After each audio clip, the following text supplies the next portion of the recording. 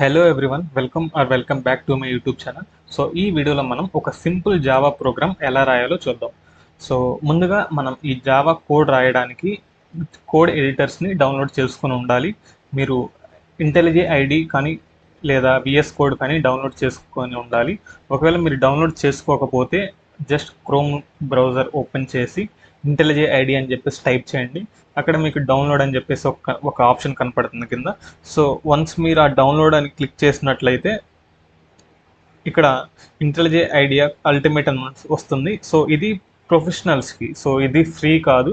So కొంచెం మీరు కిందకి స్క్రోల్ చేసినట్లయితే ఇక్కడ కమ్యూనిటీ ఎడిషన్ ఉంటుంది. సో ఇది మీరు డౌన్లోడ్ చేసుకోవాలి. ఆల్రెడీ నేను డౌన్లోడ్ చేసుకున్నాను, సో అందుకని నేను చూపించలేదు. జస్ట్ మీరు డౌన్లోడ్ క్లిక్ చేసి నెక్స్ట్ కొట్టుకుంటూ వెళ్తే సరిపోతుంది.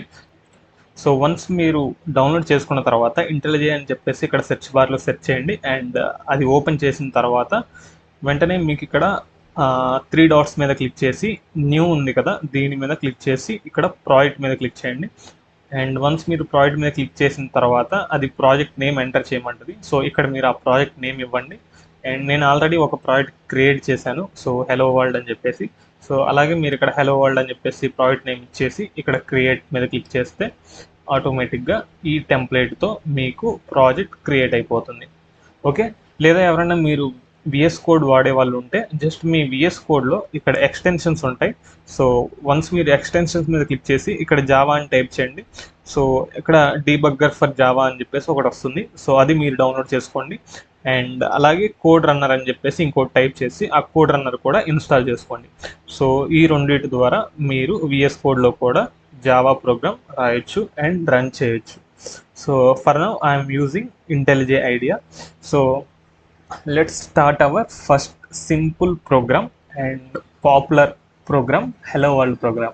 ఓకే, సో ముందుగా మనం జావాలో కోడ్ రాయడానికి ఫస్ట్ ఒక క్లాస్ నేమ్ ఇవ్వాలి. అండ్ ఫస్ట్ మీరు ఒక చిన్న విషయం గుర్తుపెట్టుకోండి, ఎప్పుడైనా సరే మీరు ఏ ఫైల్ అన్నా క్రియేట్ చేసేటప్పుడు ఆ ఫైల్ మీరు రాయబోతున్న క్లాస్ నేమ్ సేమ్గా ఉండేటట్లు చూసుకోవాలి.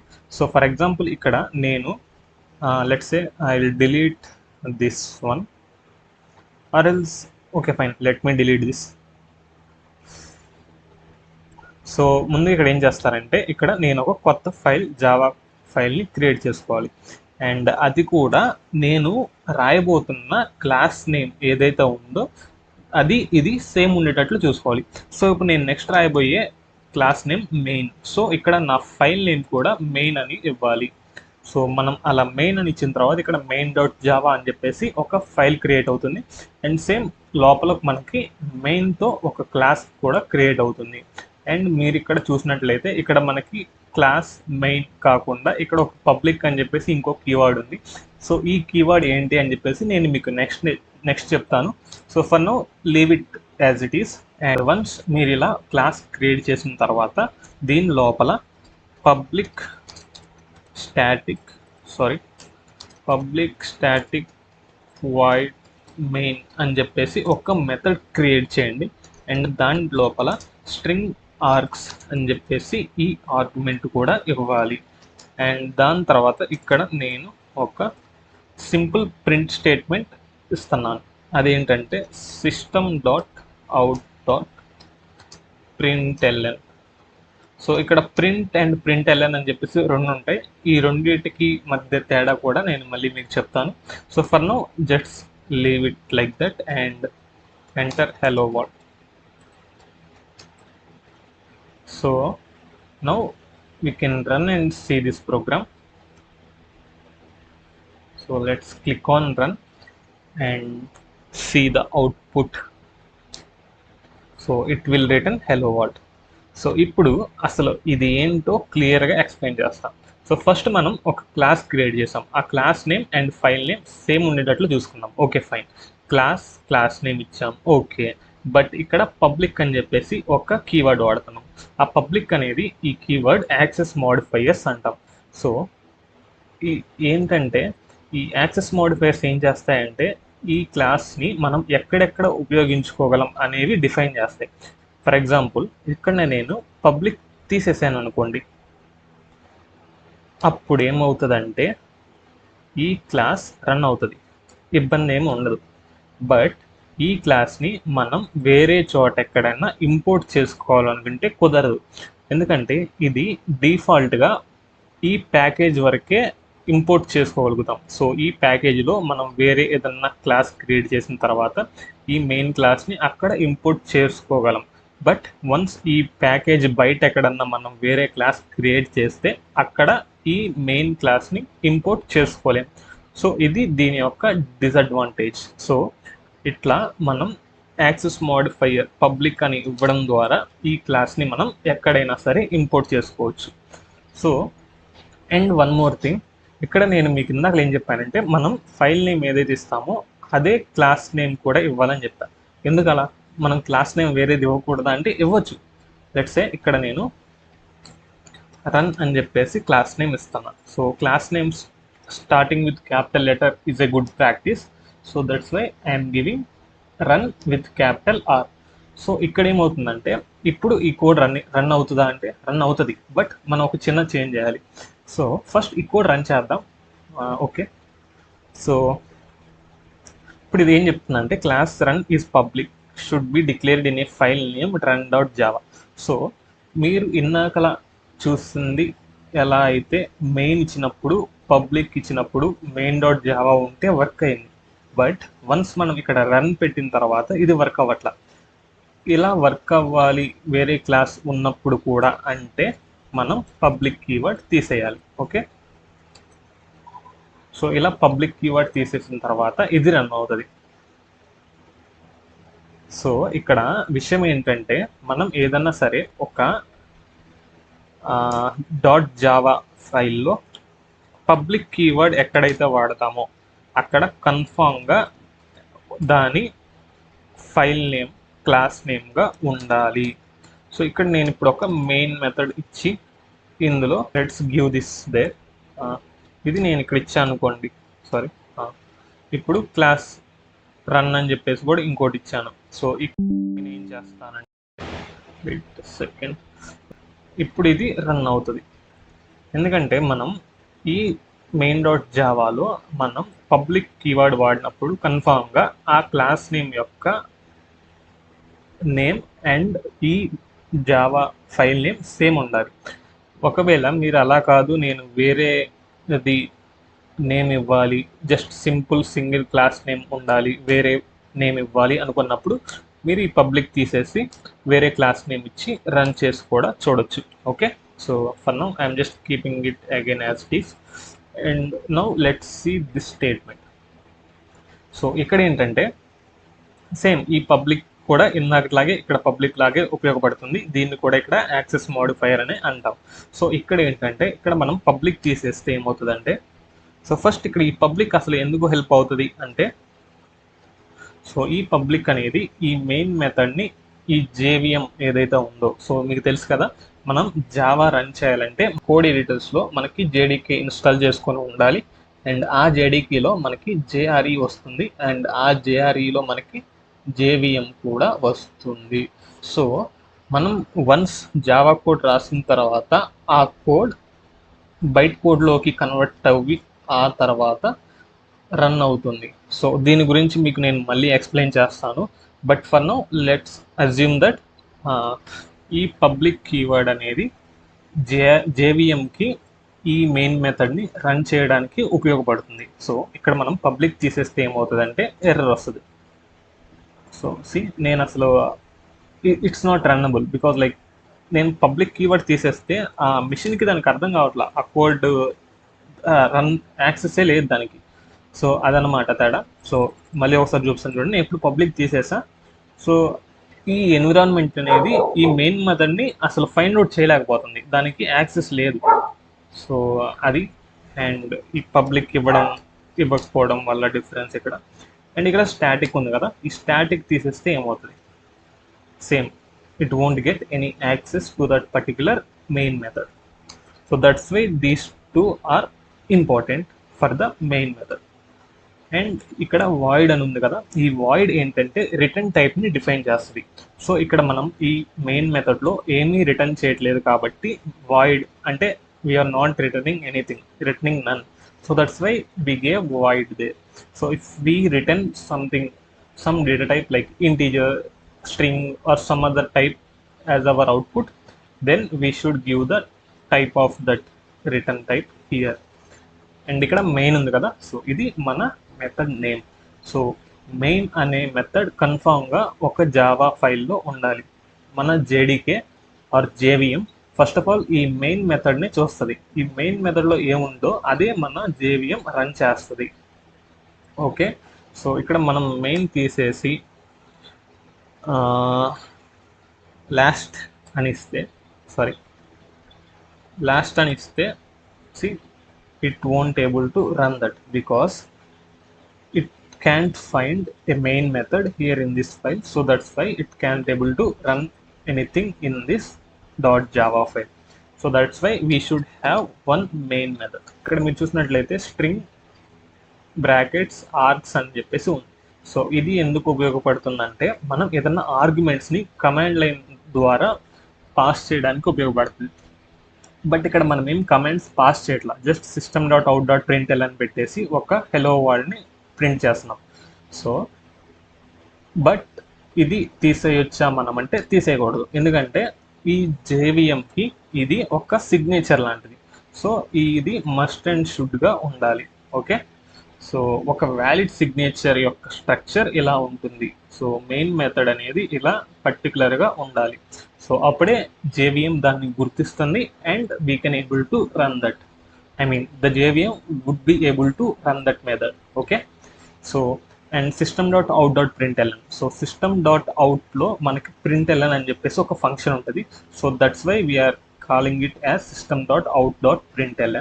And the thing which we give inside these double quotes would be printed in the command line.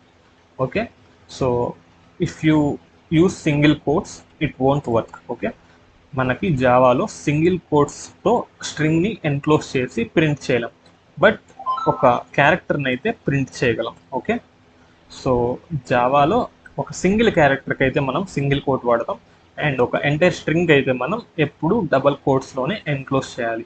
And ఫైనల్గా at the end of the statement we use semicolon. Okay, and this is how write a simple Java code. And now I will show you one thing about the string args. Okay, మనం ఈ string args యొక్క ఉపయోగం ఏంటి? So let's say ఇక్కడ మనం simple print స్టేట్మెంట్తో పాటు system.out.println, let's skip ln for now. I will also show the difference between print and println here. So let's say arg of 0. So ఇక్కడ ఏం చేస్తున్నామంటే మనం ఇప్పుడు ఇది రన్ చేసి కమాండ్ లైన్ ద్వారా దీనికి ఇన్పుట్ తీసుకొని ఇక్కడ ప్రింట్ చేసి చూస్తాం. Okay, so that's why we use this args as well in the main. So let's take one more 2. Okay, so ఇప్పుడు దీన్ని మనం రన్ చేసి చూద్దాం. సో ఇప్పుడు రన్ చేస్తే ఎర్రర్ వస్తుంది. ఓకే, ఎందుకో నేను మళ్ళీ చెప్తాను. సో ఫస్ట్ హెచ్ ప్రింట్ అయింది, బట్ దాని తర్వాత ఎర్రర్ వచ్చింది. ఎందుకంటే మనం ఈ ఐడిలో ఈ కోడ్ ఎడిటర్లో మనం డైరెక్ట్గా రన్ చేస్తే ఏమవుతుందంటే అది ఈ మెయిన్ డాట్ జావాని డైరెక్ట్గా డాట్ క్లాస్ ఫైల్లో కన్వర్ట్ చేసి, అంటే బైట్ కోడ్లోకి కన్వర్ట్ చేసి దాని తర్వాత రన్ చేస్తుంది. సో ఒక జావా ఫైల్ ఎలా రన్ అవుతుంది అంటే ఫస్ట్ ఆ జావా ఫైల్ అనేది క్లాస్ ఫైల్లోకి కన్వర్ట్ అవుతుంది, అది బైట్ కోడ్లోకి కన్వర్ట్ అవుతుంది, అంటే 0s and 1s. So machine కోడ్లోకి కన్వర్ట్ అవుతుంది, మెషిన్ అండర్స్టాండబుల్ కోడ్లోకి, అంటే 0s and 1sలోకి కన్వర్ట్ అయ్యి దాని తర్వాత ఆ కోడ్ని రన్ చేస్తుంది. సో ఈ 2-step ప్రాసెస్ అనేది ఒక సింగిల్ గోలో జరిగిపోతుంది మనం ఈ కోడ్ ఎడిటర్ వాడడం వల్ల. ఇంటెలిజే ఐడి అనేది జేడీకీతో వస్తుంది. ఆ జేడీకీలో మనకి ఒక కంపైలర్ ఉంటుంది. ఆ కంపైలర్ ఈ జావా ఫైల్ని క్లాస్ ఫైల్గా రన్ చేసి, కంపైల్ చేసి ఆ తర్వాత ఆ క్లాస్ ఫైల్ని ఈ జేడీకేలో వచ్చే జేవిఎం రన్ చేసి మనకి అవుట్పుట్ని ఇక్కడ కమాండ్ లైన్లో రిటర్న్ చేస్తుంది అనమాట. సో నేను ఇందాకలా మీకేం చెప్పానంటే ఈ ఆర్గ్స్ వాడడం వల్ల మనం కమాండ్ లైన్ నుంచి కొన్ని ఇన్పుట్స్ని ఇవ్వగలం అని చెప్పేసి. సో ఇక్కడ మనం డైరెక్ట్గా రన్ చేయడం వల్ల ఆ కమాండ్ లైన్ నుంచి ఇన్పుట్స్ ఇవ్వలేకపోవడం వల్ల ఇక్కడ మనకి ఎక్సెప్షన్ లేదా ఒక ఎర్రర్ అనేది త్రో అవుతుంది. ఓకే, సో ఇలా కాకుండా ఇప్పుడు దీన్ని మనం ఒక ఎగ్జిక్యూటబుల్ ఫైల్గా ఎలా రన్ చేయాలి అంటే, ఇక్కడ టెర్మినల్ మీద క్లిక్ చేసి నేను ఫస్ట్ డిఫాల్ట్గా నేను దీన్ని డాట్ క్లాస్ ఫైల్లోకి కన్వర్ట్ చేస్తాను. అది ఎలా అంటే, దీనికి మనం యూజ్ చేసే command Java C. So Java compile, C stands for compile, Java compile main dot Java. So మనం ఈ పర్టికులర్ ఫైల్ నేమ్ ఇవ్వాలి. So Java C space main dot Java. So this command will generate a dot class file. So here see, it is having zeros and ones. So మనం ఈ step ఏదైతే default చేస్తున్నామో ఇప్పుడు మనం ఇది డిఫాల్ట్గా ఈ రన్ క్లిక్ చేయడం వల్ల ఇంటర్మీడియరీ స్టెప్గా జరుగుతుంది, బట్ మనం అది చూడలేం. ఓకే, సో ఇప్పుడు ఏం చేస్తున్నామంటే మనం అది క్లిక్ చేయకుండా మనమే చెక్ చేయబోతున్నాం. ఓకే, సో నౌ ఫస్ట్ మనం దాన్ని డాట్ క్లాస్ ఫైల్లోకి కన్వర్ట్ చేస్తాం. మనం ఈ జేడీకేలో వచ్చిన కంపైలర్ హెల్ప్తో మనం ఫస్ట్ ఇనిషియల్గా ఆ మెయిన్ డాట్ జావా ఫైల్ని కంపైల్ చేసాం. ఇప్పుడు మనం దీన్ని రన్ చేయాలి. సో రన్ చేయాలి అంటే నేనేం చెప్పాను, ఇక్కడ ఆర్గ్యుమెంట్స్ని మనం ప్రింట్ చేస్తున్నాం, అంటే ఆర్గ్యుమెంట్స్ని మనం పాస్ చేయాలి. సో ఆ ఆర్గ్యుమెంట్స్ని మనం ఇక్కడ పాస్ చేద్దాం. ఓకే, జావా ఆ ఫైల్ నేమ్ వచ్చేసి మెయిన్. సో మెయిన్ ఇక్కడ మనం డాట్ జావా ఇవ్వాల్సిన అవసరం లేదు. సో మెయిన్ స్పేస్, ఇప్పుడు మనం ఇక్కడ 3 ఆర్గ్యుమెంట్స్ని ప్రింట్ చేస్తున్నాం. సో ఈ ఆర్గ్స్ అనేది 3 కమాండ్ లైన్ ఇన్పుట్స్ని తీసుకుంటుంది. సో ఇక్కడ మనం 3 డిఫరెంట్ ఇన్పుట్స్ ఇద్దాం. Okay, let's give hello world 1 2 3. So this will print those things. See ఇనీషియల్గా హెచ్ ప్రింట్ అయింది, తర్వాత మనం పాస్ చేసిన ఆర్గ్యుమెంట్స్ ఏవైతే ఉన్నాయో ఇక్కడ, సో ఈ హెలో వరల్డ్ 1 2 3 ఈ 3 ఆర్గ్యుమెంట్స్ అనేవి ఇక్కడ 1 by 1 ప్రింట్ అయ్యాయి. Okay, let's see the difference between print and print LN. So ఇక్కడ చూసినట్లయితే మీకు ప్రింట్ ఎల్ఎన్ అని చెప్పేసి వాడా, ఇక్కడ ప్రింట్ అని వాడా. ఎందుకు అలా వాడా, అసలు ఇంతకీ ఈ రెండింటికి మధ్య డిఫరెన్స్ ఏంటంటే, ప్రింట్ ఎల్ఎన్ వాడితే ఇది ఈ ప్రింట్ చేసిన హెచ్ ఏదైతే మనం ఇచ్చామో దానితో పాటు నెక్స్ట్ లైన్ న్యూ లైన్ని ప్రింట్ చేస్తుంది. So new line NL, so pronounce it in reverse order. So NL new లైన్ని ప్రింట్ చేస్తుంది. సో హెచ్ ప్రింట్ అయిన తర్వాత ఒక న్యూ లైన్కి వెళ్తుంది కర్సర్, అక్కడ మళ్ళీ మనం పాస్ చేసిన ఫస్ట్ ఏదైతే ఉందో ఆర్గ్యుమెంట్ అది ప్రింట్ అయింది. దాని తర్వాత మళ్ళీ మనం పాస్ చేసిన సెకండ్ ఆర్గ్యుమెంట్ ఏదైతే ఉందో వాల్డ్ అని చెప్పేసి అది ప్రింట్ అయింది. దాని తర్వాత మళ్ళీ ఒక న్యూ లైన్ క్రియేట్ అయింది అండ్ మనం పాస్ చేసిన 1 2 3 కూడా ప్రింట్ అయింది. So let's remove LN here and let's rerun this. So మళ్ళీ మనం దీన్ని కంపైల్ చేయాలి. సో కంపైల్ చేయడం కోసం Java C space file name main dot Java. Oh sorry, file name రాంగ్గా ఇచ్చాను. So Java C space main dot Java. So be careful when entering the file name here. So and then click enter. So now it will again create this main.class file, and now let's run the main.class file by passing those arguments. So see, first H print అయింది, తర్వాత new లైన్లో hello print అయింది, and తర్వాత new line ఇంకోటి ఉంటుంది, ఆ new లైన్లో world and 1 2 3 రెండు కలిసి ప్రింట్ అయ్యాయి. ఎందుకంటే ఇక్కడ మనం ఆర్గ్స్ 1 ఏదైతే పాస్ చేసామో ఈ వాల్డ్ ప్రింట్ అయిన తర్వాత మనం ఇంకా న్యూ లైన్లోకి వెళ్ళమని చెప్పలేదని. సో న్యూ లైన్లోకి వెళ్ళమని చెప్పకపోవడం వల్ల నెక్స్ట్ ఇచ్చిన ప్రింట్ స్టేట్మెంట్ ఏదైతే ఉందో అది కూడా సేమ్ లైన్లో ప్రింట్ అయిపోయింది. Okay, now let's see how we can use some method with some return type. Okay, ఇప్పుడు మనం ఈ రిటర్న్ టైప్ యూజ్ చేసి ఒక మెథడ్ ఎలా రాయాలో చూద్దాం. ఓకే, సో ఇక్కడ పబ్లిక్ స్టాటిక్ ఇంట్. సో ఇక్కడ మనం ఇంట్ టైప్ రిటర్న్ చేయబోతున్నాం. సో సారీ, మెథడ్ నేమ్ ఇద్దాం run. So return 10. Okay, so ఆ పర్టికులర్ రన్ ఫంక్షన్ని నేను మెయిన్ మెథడ్లో కాల్ చేస్తాను. And here let's take value, ఇంట్ value is equal to run. And now print that value. Okay, fine. Now let's run this and see the output. This should print h and 10. Okay, so ఇలా మనం return టైప్ని define చేయాలి. ఇక్కడ మనం integer return చేస్తున్నాం కాబట్టి ఇంట్ టైప్ని return చేసాం.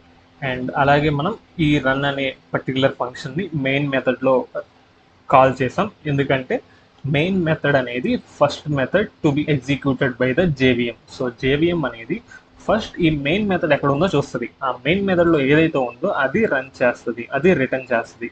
Okay, so that's why whatever methods we define below the main or above the main, we should use them inside the main if we want to return something from those methods. Okay, so I hope you got some good understanding about your first program in Java. And ఇలాగే next వచ్చే videos కూడా మీరు చూడాలనుకుంటే మన ఛానల్ని subscribe చేసుకోండి and అలాగే bell ఐకాన్ని ఆన్లో పెట్టుకోండి. అండ్ ఈ వీడియో మీకు నచ్చినట్లయితే లైక్ చేసి మీ ఒపీనియన్ని కమెంట్ చేయండి. Thank you.